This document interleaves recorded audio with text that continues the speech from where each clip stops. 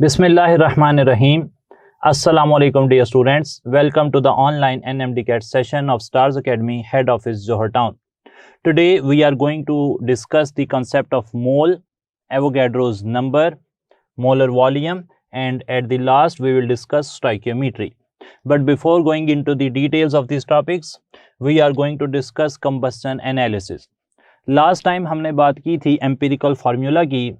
Empirical formula और molecular formula के बारे में, इंटर कन्वर्जन, उनके रिलेशंस, ये हमने लास्ट टाइम पढ़े।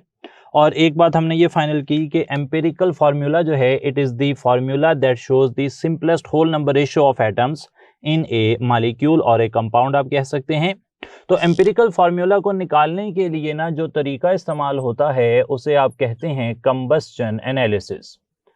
Combustion as the name implies, combustion जो है वो जलने के अमल को कहते हैं। कंबस्शन एनालिसिस में जलने के अमल से हम ऐसे कंपाउंड्स को एनालाइज करते हैं which contain only carbon, hydrogen and oxygen. ऐसे कंपाउंड्स जिनमें कार्बन, हाइड्रोजन और ऑक्सीजन हो, आप उन्हें कंबस्ट करवाते हैं और कंबस्ट करवाने से उनमें मौजूद कार्बन कंबस्शन के नतीजे में चली जाती है कार्बन डाइऑक्साइड में, हाइड्रोजन ऑक्सीडाइज होकर चली जाती है वाटर के अंदर, और ऑक्सीजन जो कंपाउंड के अंदर है वो भी कार्बन डाइऑक्साइड या वाटर की फॉर्म में चली जाती है। यानी कि ऑक्सीजन जो है उसके दो सोर्सेज हैं, ऑक्सीजन यहाँ पर है कंपाउंड के अंदर। और अगर मैं कंबस्शन एनालिसिस का सेटअप आपके सामने बनाऊं तो कंबस्शन एनालिसिस के सेटअप में इस तरीके से चैम्बर होते हैं। पहले चैम्बर को आप कंबस्शन चैम्बर कहते हैं और कंबस्शन चैम्बर में आप देते हैं सप्लाई ऑफ ऑक्सीजन। ये एक्सटर्नल सप्लाई ऑफ ऑक्सीजन है। अंदर यहाँ पर एक क्रूसिबल, एक बर्तन के अंदर आपका ऑर्गेनिक कंपाउंड होता है और उस ऑर्गेनिक कंपाउंड को आप इस कंबस्शन चैम्बर में बर्न करवाते हैं। उस ऑर्गेनिक कंपाउंड के पास मौजूद हैं कार्बन, हाइड्रोजन और ऑक्सीजन। आप देख सकते हैं कि ऑक्सीजन कंपाउंड के अंदर भी मौजूद है और उसकी एक्सटर्नल सप्लाई भी दी जा रही है। इस वजह से ऑक्सीजन, जब इस रिएक्शन के एंड पर आप परसेंटेज कैलकुलेट करेंगे तो ऑक्सीजन की परसेंटेज की कैलकुलेशन के लिए कोई फार्मूला नहीं होगा, because oxygen is supplied for combustion as well. Carbon का सिर्फ एक सोर्स है ऑर्गेनिक कंपाउंड, इसलिए जो भी कार्बन कार्बन डाइऑक्साइड में तब्दील होगी we will be damn sure कि उसका जो सोर्स है वो ऑर्गेनिक कंपाउंड ही है।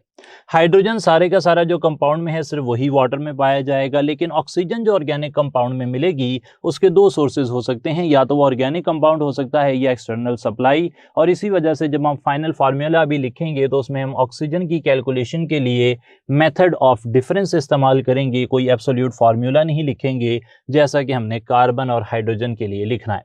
अच्छा, कार्बन चली जाती है कार्बन डाइऑक्साइड में, हाइड्रोजन चला जाता है वाटर में, और ये कार्बन डाइऑक्साइड और वाटर इनको आप एब्जॉर्बर्स के अंदर एब्जॉर्ब करवा लेते हैं।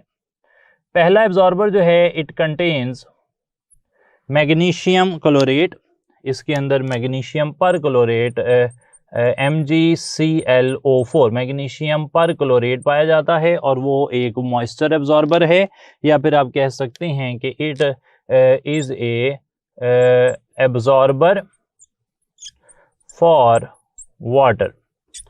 इसके बाद जो अगला एब्जॉर्बर है सेकंड वन, वो हमारे पास होता है potassium hydro oxide. 50% solution potassium hydroxide का इस्तेमाल किया जाता है यहाँ पर, और 50% जो पोटाशियम हाइड्रोक्साइड है, यहाँ पाया जाने वाला 50% potassium hydroxide, it is an absorber for carbon dioxide.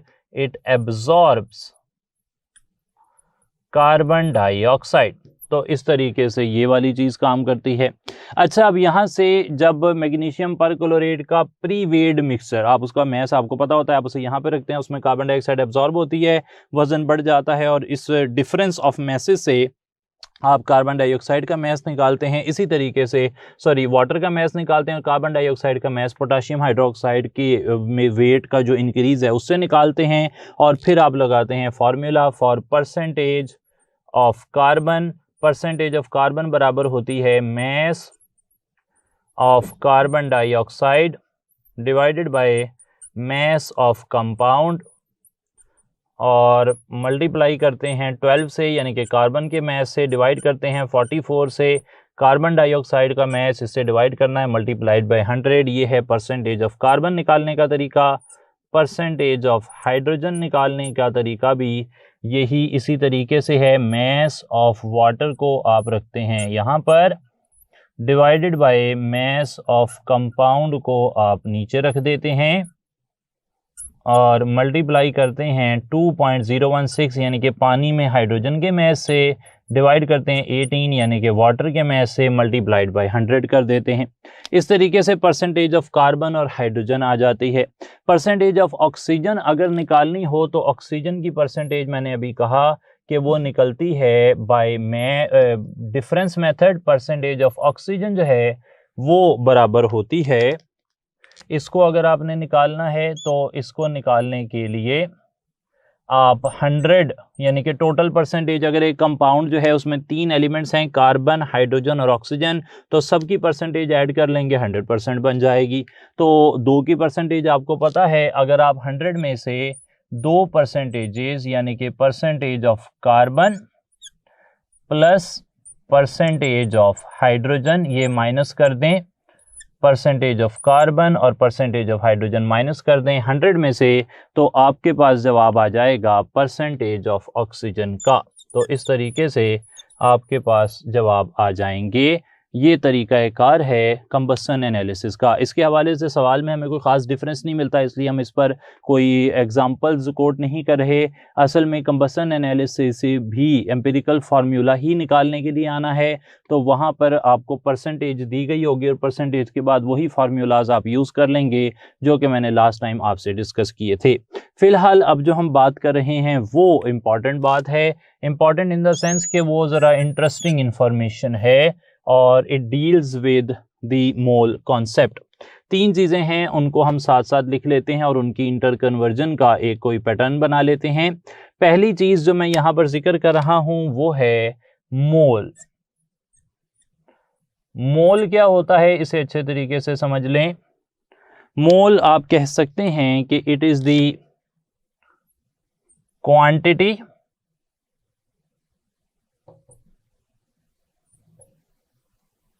containing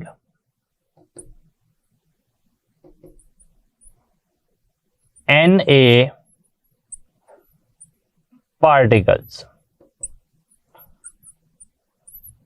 एक स्पीशी है, कोई मालिक्यूल हो सकते हैं, कोई एलिमेंट हो सकता है, कोई कंपाउंड हो सकता है, कोई आयोनिक कंपाउंड हो सकता है, कोई खाली आयन हो सकते हैं, उनकी वो क्वांटिटी जिसमें एवोगैड्रोस नंबर ऑफ पार्टिकल्स हों, आप उसे मोल कह देंगे।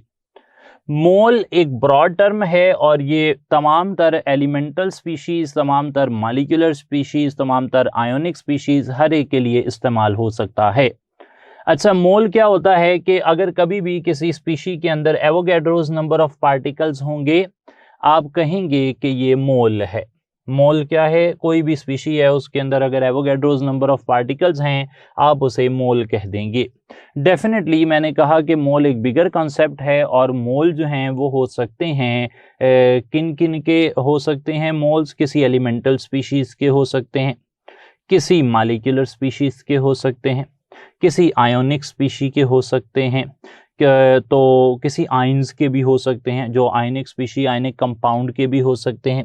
तो अब मोल की मैं फर्दर सब डिवीजन कर रहा हूँ इस बेस पर कि किस स्पीशी के मोल्स हैं। अगर जिस स्पीशी की हम बात कर रहे हैं, जिसके मोल्स की बात कर रहे हैं, वो कोई एलिमेंट है, तो उसके अंदर अगर एवोगैड्रोस नंबर ऑफ पार्टिकल्स पाए जाएंगे, हम कहेंगे कि ये उसका एक मोल है, या फिर उसके लिए एक और वर्ड इस्तेमाल होता है जिसे ग्राम एटम कहा जाता है।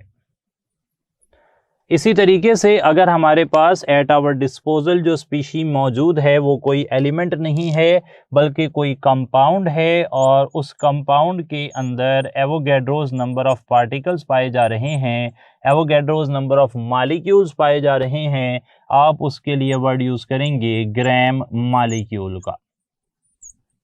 अगर जिस स्पीशी के बारे में हम बात कर रहे हैं वो कोई आयोनिक कंपाउंड है और उस आयोनिक कंपाउंड के अंदर एवोगैड्रोज नंबर ऑफ पार्टिकल्स हैं, फार्मूला यूनिट्स हैं, तो उसके लिए आप वर्ड यूज़ करेंगे ग्राम फार्मूला। और आखिर में हमारे पास अगर जो स्पीशी मौजूद है वो कोई आयन है, लाइक हाइड्रोक्साइड आयन है या सल्फेट आयन है, और उसके अंदर एवोगैड्रोज नंबर ऑफ पार्टिकल्स आ गए, कोई आयोनिक स्पीशी है जिसकी बात हो रही है, तो उसके लिए आप वर्ड यूज़ करेंगे कि उसके पास एवोगैड्रोज नंबर ऑफ पार्टिकल्स हैं, यानी कि उसके पास 1 मोल है, या फिर आप कह सकते हैं ग्राम आयन है। अच्छा, जो मोल होता है ना, इसको निकालने के मुख्तलिफ तरीके होते हैं, और उन तरीक़ों को डिस्कस करने के लिए भी मैं इस्तेमाल कर रहा हूँ एक और कॉन्सेप्ट, और वो है कॉन्सेप्ट ऑफ मोलर मैस। तो कॉन्सेप्ट ऑफ मोलर मैस मैं यहाँ पर अब लिख रहा हूँ, मोलर मैस। डेफिनेशन सिंपली ये की जा सकती है कि molar mass is the mass of 1 mole of substance, mass of 1 mole of substance, इसे आप कह देते हैं मोलर मैस। मोलर मैस को मोल्स से अगर आप रिलेट कर दें तो फिर तरीक़ाकार ये होता है कि मैं मोल को जाहिर कर देता हूँ n से, मोलर मैस को कैपिटल M से। सही जी। तो यहाँ से अब मैं रिलेशन बना रहा हूँ मोल और मोलर मैस के दरमियान में, एरो लगा रहा हूँ, हाफ एरो है जी, हाफ एरो है। और मोल जो हैं वो बराबर होते हैं। अगर आपने मोल से मोलर मैस निकालना हो तो आपने याद रखना है कि फॉर्मूला हो जाएगा molar mass is equal to mass of the substance divided by number of moles. यहाँ पर बात को रोककर मैं अलग से 3 फार्मूलाज मेंशन कर देता हूँ मोल के लिए, और क्योंकि वो हमारी डिस्कशन में बार बार इस्तेमाल होते रहेंगे इसलिए उनकी अहमियत अपनी जगह काफ़ी मुसल्लम है। तो मोल्स निकालने का फार्मूला पहला हो सकता है given mass over molar mass, इस फार्मूला से मोल्स निकाले जा सकते हैं, या फिर मोल्स निकाले जा सकते हैं given volume over molar volume से, और ये फार्मूला स्पेसिफिकली काम करता है फॉर आइडियल गैसेस। मेंशन कर लेते हैं कि ये फार्मूला जो है स्पेसिफिकली सिर्फ और सिर्फ आइडियल गैसेस पर ही काम करता है, और ये लिक्विड्स और सॉलिड्स के लिए नहीं है। और आखिर में मोल्स निकालने का एक और फार्मूला होता है, वो है नंबर ऑफ पार्टिकल्स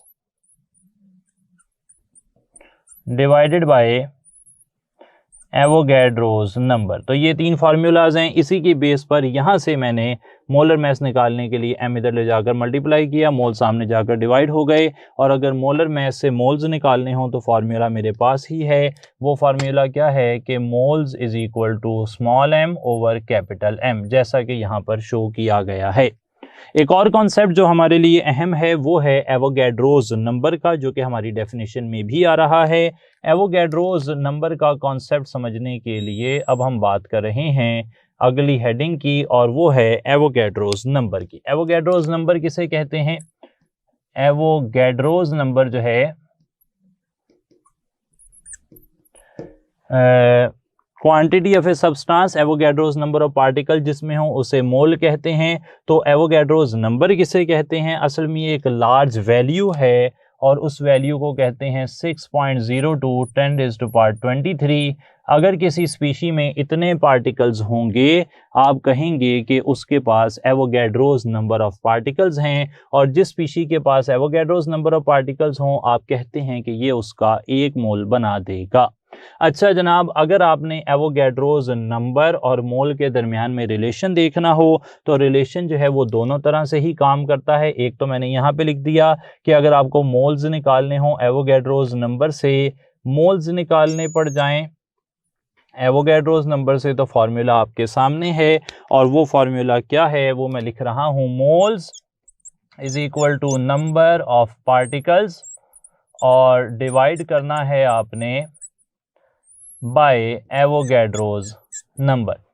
सही है जनाब। और जारी बात है कि एवोगैड्रोस नंबर आपको निकालने की ज़रूरत नहीं पड़ेगी, क्योंकि एवोगैड्रोस नंबर की वैल्यू वैसे ही हमें पता है। तो यही फार्मूला हमारे काम आता है, यानी कि इसी पर हम अक्सर बात करते हैं। अलबत्ता एक बात और याद रख लें कि यहाँ से नंबर ऑफ पार्टिकल्स निकाले जा सकते हैं। नंबर ऑफ पार्टिकल्स निकालने हो तो मोल्स मल्टीप्लाइड बाय एन करेंगे, आपके पास नंबर ऑफ पार्टिकल्स आ जाएंगे, जो कि काफ़ी सवालों में पूछे जा सकते हैं। तो जो भी फार्मूलाज हम यहाँ पर लिख रहे हैं उनकी डिफरेंट फॉर्म्स हमें पेपर में पूछी जा सकती हैं और उसके हवाले से सवाल भी पूछे जा सकते हैं। हम अभी कोशिश करेंगे कि इन सब के हिसाब से कुछ मिसालें आपके साथ लाजमी डिस्कस करें। एक और कॉन्सेप्ट जो कि हमारा तीसरा कॉन्सेप्ट है आज का, अभी तक हमने बात मोल, मोलर मास और एवोगैड्रोस नंबर की कर ली है। अब हम बात कर रहे हैं तीसरे कॉन्सेप्ट की ओवरऑल, और वो है मोलर वॉल्यूम। सही है जी, उसका नाम है मोलर वॉल्यूम। मोलर वॉल्यूम किसे कहते हैं? Volume of 1 mole of an ideal gas mention कर लेते हैं। Volume of 1 mole of ideal gas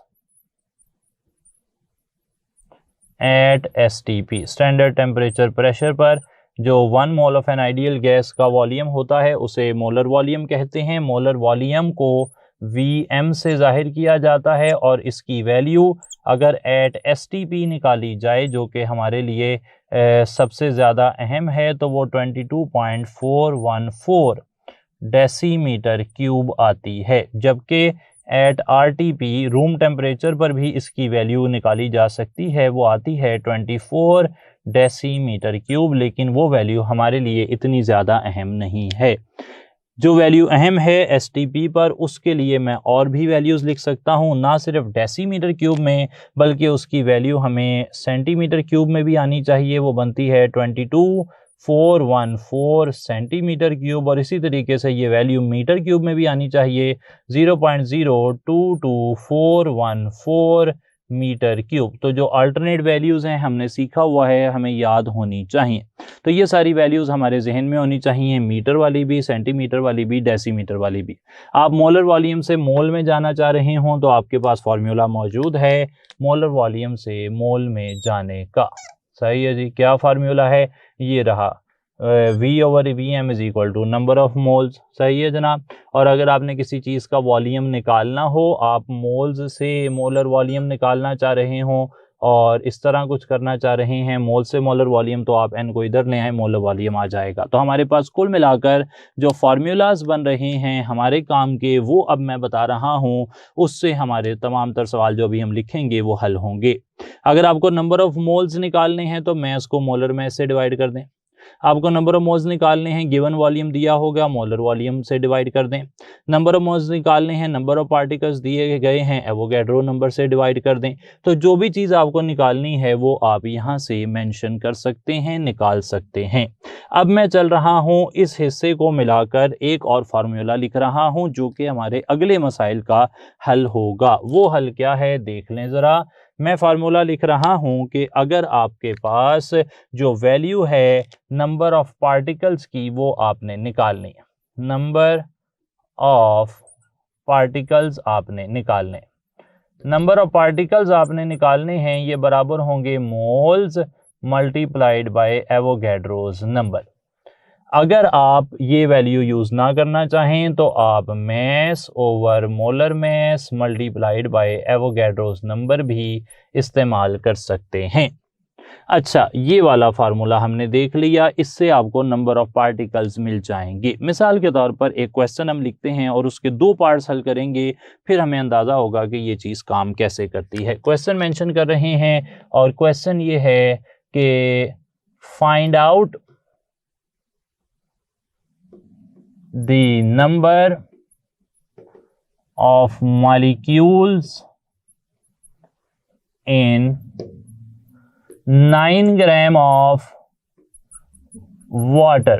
water के 9 ग्राम है आपके पास, आपने उनमें नंबर ऑफ वाटर मॉलिक्यूल्स जो हैं वो निकालने हैं। नंबर ऑफ वाटर मॉलिक्यूल्स कितने आ सकते हैं? क्या वो आ जाएंगे 6.02 10⁻23 या फिर आ जाएंगे 6.02 10⁻22 या आ जाएंगे 3.01 10⁻23 या फिर आ जाएंगे 3.01 10⁻²2। तो इनमें से कौन सी वैल्यू आएगी 9 ग्राम ऑफ वाटर के अंदर मॉलिक्यूल्स की। तो मॉलिक्यूल्स की तादाद निकालने के लिए फॉर्मूला मैंने क्या बता दिया, नंबर ऑफ पार्टिकल्स निकालने के लिए मैस ऊपर रखें, एवोगैड्रो नंबर से मल्टीप्लाई कर दें और मोलर मैस से डिवाइड कर दें। वाटर का मोलर मैस कितना होता है, गौर करें ज़रा, वाटर के अंदर होते हैं 2 हाइड्रोजन जिनका मैस 2 है, 1 ऑक्सीजन उनका मैस 16 है। टोटल मैस कितना हो गया, टोटल मैस हो गया जी 18, यानी कि वाटर का मोलर मैस है 18। आप 9/18 करते हैं, यहाँ से जवाब आ जाता है। 9/18 का मतलब क्या, 0.5 या 1/2 आप कर देख लें। 1 2 2 1 2 2 3 6 3.01 ये वैल्यू आ रही है जी 3.01 10⁻23। तो ये है जी number of particles in 9 gram of water. तो 9 ग्राम ऑफ वाटर में नंबर ऑफ वाटर मॉलिक्यूल्स आ गए चार्ली ऑप्शन 3.01 10⁻23। अब यहाँ पर मैं आपसे डिस्कस जो असल में करना चाह रहा था वो ये फार्मूला तो था ही, लेकिन अगर ये सवाल जो है वो दोबारा से हम पूछा जाए हमें, और अब वो सवाल है जिसके प्रॉब्लम जो हमें ज़्यादा तंग करता है उसकी तरफ चलना चाह रहा हूँ। अगर यही सवाल इस तरह आ जाता कि find out the number of hydrogen atoms in 9 gram water।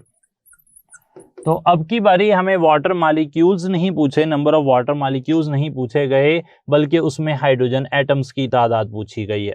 तो याद रख लें कि जब किसी मॉलिक्यूल में, जब किसी आयोनिक कंपाउंड में, जब किसी आयन में अगर आपको तमाम आयन की, तमाम मॉलिक्यूल की, तमाम जो आपके पास कंपाउंड है उसकी नंबर ऑफ पार्टिकल्स नहीं पूछे गए, बल्कि उसके अंदर मौजूद किसी एक एटम के बारे में पूछा गया है, तो फिर जो फार्मूला आप लगाएंगे वो इस तरह होगा कि आप सबसे पहले निकालेंगे number of moles. Number of moles बराबर होंगे mass over molar mass multiplied by Avogadro's number. यहां तक तो बात यही है, बाद में आप मल्टीप्लाई कर देंगे बाय 2। अच्छा, 2 से यहां पर मल्टीप्लाई करना है, हर बारी 2 से मल्टीप्लाई नहीं करना, किस डिजिट से मल्टीप्लाई करना है वो जरा समझें। पानी के अंदर हमें पूछे गए हैं, वाटर के अंदर हमें पूछे गए हैं हाइड्रोजन। आपने देख लेना है कि एक वाटर के अंदर आखिर कितने हाइड्रोजन हैं। एक वाटर के अंदर 2 हाइड्रोजन हैं, आपने यहां पर 2 से मल्टीप्लाई कर दिया। अगर पूछा जाता वैसे यहां पर जवाब मैं निकाल लेता हूं, पहले तो मैस आ जाएगा 9 gram over 18 gram multiplied by Na multiplied by 2, तो ये जवाब आ जाएगा 6.02 10⁻23। एक बात और याद रहे कि अगर यहां पर हमें हाइड्रोजन एटम ना पूछे जाते, बल्कि हमें पूछा गया होता कि find out the number of oxygen atoms. For example सवाल ये आ गया कि find out the number of oxygen atoms in 98 gram sulphuric acid, और ऑप्शन होते हमारे पास Avogadro's number, 2 into Avogadro's number, 3 into Avogadro's number, 4 into Avogadro's number. तो आपने जब सल्फ्यूरिक एसिड कंपाउंड सारे के बारे में इंफॉर्मेशन पूछी जाती है तो आप लिखते हैं नंबर ऑफ पार्टिकल्स बराबर हैं number of moles multiplied by Na, या फिर mass over molar mass multiplied by Na। अब पूरे सल्फ्यूरिक एसिड के बारे में नहीं पूछा जा रहा, सल्फ्यूरिक एसिड के अंदर मौजूद एक एटम या कोई और स्पीशीज, इससे भी छोटी स्पीशीज हो सकती है, इलेक्ट्रॉन के बारे में पूछा जा सकता है, प्रोटॉन के बारे में पूछा जा सकता है, कोवलेंट बॉन्ड के बारे में पूछा जा सकता है, आयोनिक बॉन्ड्स के बारे में पूछा जा सकता है। तो अगर एक कंपाउंड के बारे में पूछा जा रहा है तो ये फार्मूला लगाना है। अगर पूछा जा रहा है उस कंपाउंड में मौजूद किसी एटम के बारे में, किसी एक आयन के बारे में, किसी पॉजिटिव आयन के बारे में, किसी नेगेटिव आयन के बारे में, किसी पॉजिटिव चार्ज के बारे में, किसी नेगेटिव चार्ज के बारे में, किसी कोवलेंट बॉन्ड के बारे में, किसी नंबर ऑफ प्रोटॉन्स के बारे में, नंबर ऑफ इलेक्ट्रॉन्स के बारे में, नंबर ऑफ न्यूक्लियॉन्स के बारे में, किसी भी चीज के बारे में पूछा जा रहा है जो एक कंपाउंड के अंदर होती है, तो फिर आपने फार्मूला जो लगाना है वो हो जाएगा कि mass over molar mass multiplied by Avogadro's number multiplied by क्या जी, जिस चीज की तादाद पूछी जा रही है। जब हाइड्रोजन पूछे गए थे तो मैंने देखा एक वाटर मॉलिक्यूल में कितनी हाइड्रोजन है, 2, मैंने 2 से ज़रब दे दी। अब सल्फ्यूरिक एसिड में ऑक्सीजन पूछे जा रहे हैं, मैं देखूंगा एक सल्फ्यूरिक एसिड में कितने ऑक्सीजन है, 4, मैं यहां पर 4 से मल्टीप्लाई कर दूंगा। अगर सल्फर पूछे जाते मैं देखता कि एक सल्फ्यूरिक एसिड में कितना सल्फर है, 1, मैं 1 से ज़रब दे देता। अगर हाइड्रोजन पूछे जाते मैं देखता कि एक सल्फ्यूरिक एसिड में 2 हाइड्रोजन है, मैं 2 से ज़रब दे देता। तो जिस भी चीज़ के बारे में इंफॉर्मेशन पूछी जाएगी आप उस डिजिट से ज़रब दे देंगे। अगर पूरे मॉलिक्यूल के बारे में पूछा गया है, पूरे फार्मूला यूनिट के बारे में पूछा गया है, तो फिर तो फार्मूला आपके पास है ही। सही है जनाब। तो मोल से मोलर मास, मोल से नंबर ऑफ पार्टिकल्स, मोल से मोलर वॉल्यूम निकालने के तरीके हमने आपसे डिस्कस किए हैं। अब हम चल रहे हैं आगे की तरफ और इस आइडिया को क्लियर करने के लिए एटलीस्ट 5 एग्जांपल्स हम कोट करेंगे जिससे ये बात आपको अच्छे तरीके से समझ आ जाए। स्टार्ट करते हैं उस काम को जी। First question is the mass of 3 moles of calcium is. Calcium के 3 मोल अगर आपके पास हों तो उनका मैस कितना होगा। अच्छा, मोल्स हमें दिए गए हैं और हमें मैस निकालना है। आप फार्मूला जो है वो जज कर सकते हैं कि यहाँ जो फार्मूला इस्तेमाल हो रहा होगा वो होगा मैस जो है is equal two moles multiplied by molar mass. ये रीअरेंज फॉर्म ही है उस फार्मूला की जो हमने नंबर ऑफ मोल्स के लिए देखा था। अच्छा, मोल्स हमें दिए गए हैं 3 और कैल्शियम का मोलर मैस हमें पता होना चाहिए 40, तो यहाँ पर आसानी 120 आंसर निकाल लेंगे। ये पास पेपर का एक सवाल हमने आपसे डिस्कस किया। एक और सवाल हमने जो है ना, सवालों को तरतीब इस तरह दिया है कि from simpler to complex ones हम जा रहे हैं ताकि एक एक करके आपके जो डाउट्स हैं वो क्लियर होते जाएं आसान से मुश्किल की तरफ। अच्छा, एक और सवाल यहाँ पर देखें। सवाल ये है कि नंबर ऑफ मोल्स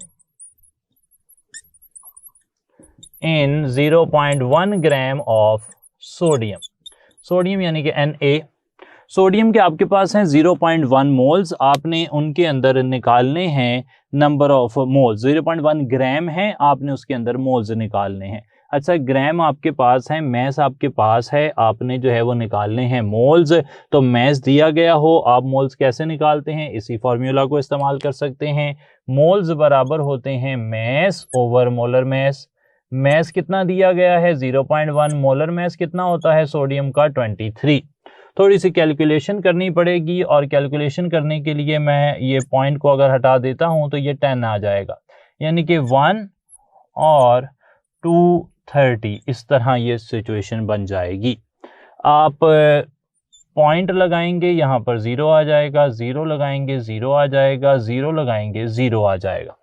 अब 230 को आप 4 से मल्टीप्लाई करें, आप अलग से भी कर देख सकते हैं। 230 को 4 से मल्टीप्लाई करें तो ये 920 आता है। सही, अगर 5 से मल्टीप्लाई करेंगे वैल्यू ज़्यादा हो जाएगी तो यहाँ पर 4 आना चाहिए, ये आ जाएगा 920।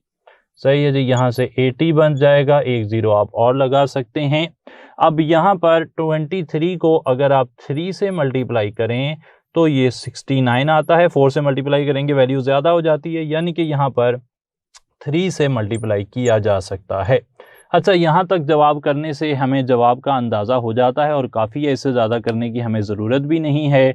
ये वैल्यू देखें 0.0043 और अगर मैं 0.0043 में पॉइंट को मूव करवाता हूँ इस साइड पर, वैल्यू -1 हो जाएगी, -2 हो जाएगी, -3 हो जाएगी। तो यू कैन से दैट ये वैल्यू जो है 0.0043 it is equal to 4.3 into 10⁻⁻3। जब भी पॉइंट राइट साइड पर मूव करता है 10⁻⁻ में चली जाती है। तो ये जवाब आ गया 4.3 10⁻⁻3। और क्योंकि ये सवाल अगेन पास पेपर से है तो इस सवाल को करने से हमारी मुराद ये थी कि आपको ये बताया जाए इस तरह की कैलकुलेशन आपको पेपर में पूछी जा सकती है और ये बिल्कुल लेजिटिमेट है, जो आप सिंपल मैथमेटिक्स से कर सकते हो, वो सवाल पूछा जा सकता है। कैलकुलेटर की यहाँ पर ज़रूरत नहीं है, बेसिक मैथ है जो ये बहुत ही छोटे बच्चे जो हैं वो ग्रेड 2, ग्रेड 3, ग्रेड 4 के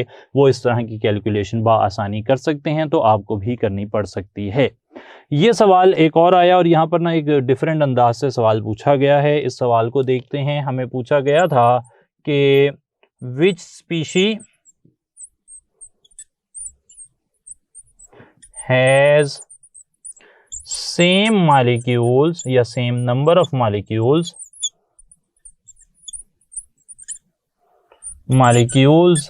एज 11 ग्राम कार्बन डाइऑक्साइड।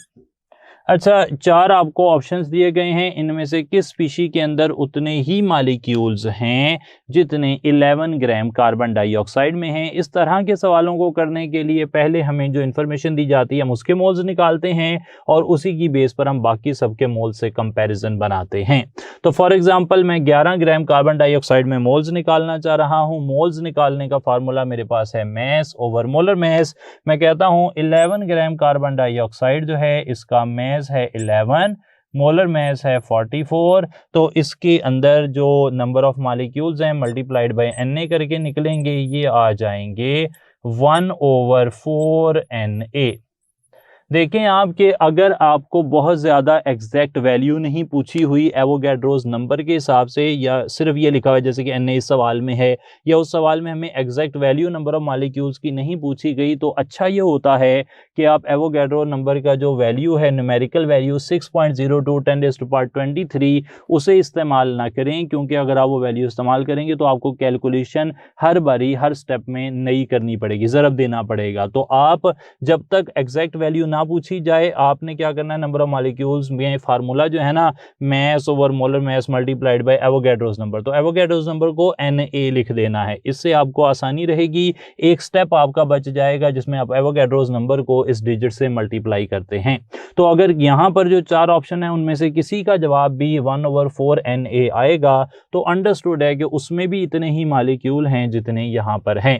अच्छा, ये सवाल करने का आसान तरीन स्टेप फिर हमें ये पता लगा कि आपने हर एक ऑप्शन को mass over molar mass multiplied by Na की फॉर्म में लिख लेना है। जिसका जवाब ऐसा आएगा वो सही आंसर होगा, यानी कि 1/4 Na जिसका आएगा।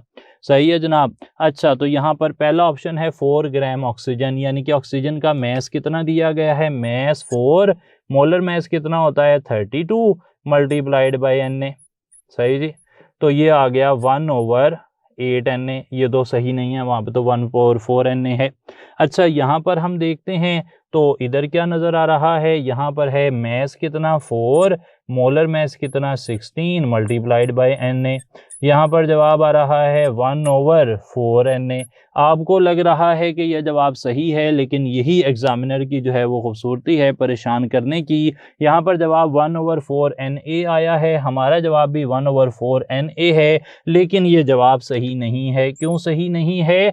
क्योंकि ऑक्सीजन O जो है O एटम है, O मॉलिक्यूल नहीं है। तो हमें पूछे गए हैं विच स्पीशी है same number of molecules, molecules पूछे गए, एटम तो पूछे ही नहीं गए। तो यहाँ पर हालांकि 1/4 Na एटम्स ऑफ ऑक्सीजन हैं, लेकिन ये सही आंसर नहीं है, क्योंकि हमें 1/4 Na मॉलिक्यूल्स पूछे गए हैं। तो स्पीशी की जो आइडेंटिटी है वो आपको बड़ा ज़रूरी है पता होना कि कौन एटम की फॉर्म में है, कौन आयन या कौन मॉलिक्यूल की फॉर्म में है। इसी तरीके से हम वाटर के लिए निकाल लेते हैं। वाटर का मैस दिया गया है 4.5, मोलर मैस है 18 मल्टीप्लाइड बाय Na। यहाँ पर भी 1/4 Na ही आता है, और वाटर जो है एक मॉलिक्यूल है, इसलिए ये आंसर सही हो जाएगा। डेल्टा ऑप्शन देखें, मोल्स दिए हुए हैं तो मोल्स निकालने की ज़रूरत नहीं है। Moles multiplied by Na, again 1/4 Na आया, लेकिन 1/4 Na सही नहीं है। क्यों सही नहीं है? क्योंकि NaCl फार्मूला यूनिट होता है। NaCl क्या है जी? वो तो आयोनिक कंपाउंड है। अगेन उसी स्टेटमेंट की तरफ चलें कि हमें सेम नंबर ऑफ मॉलिक्यूल्स पूछे गए हैं, तो मॉलिक्यूल्स जो है ना वो इसमें बराबर नहीं है।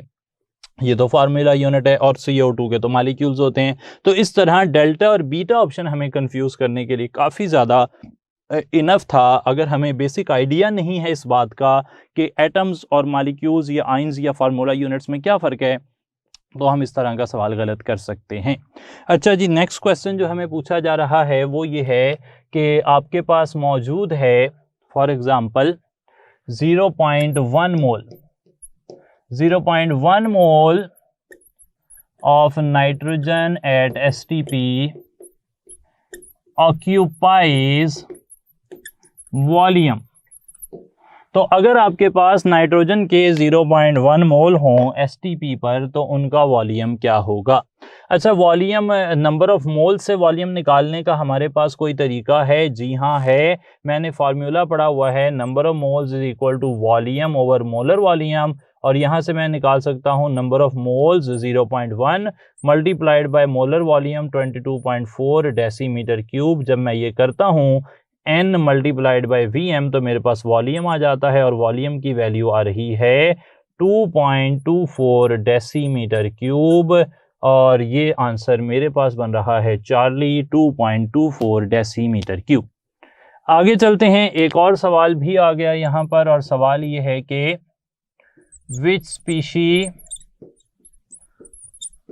Has highest number of moles. यहाँ पर 4 स्पीशीज हैं, चारों स्पीशीज का जो मैस है वो सेम है।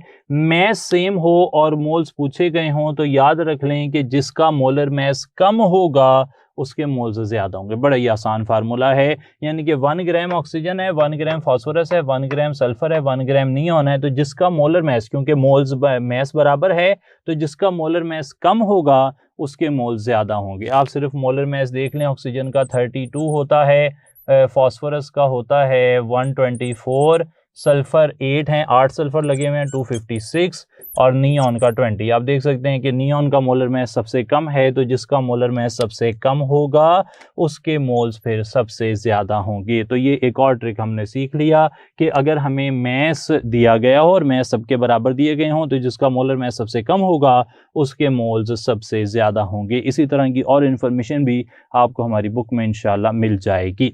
अच्छा, यहाँ पर अब एक और फाइनल सवाल यहाँ कर लेते हैं, और ये भी अगेन पास पेपर में से ही आ रहा है, और सवाल ये पूछा गया हमें कि number of moles of oxygen atoms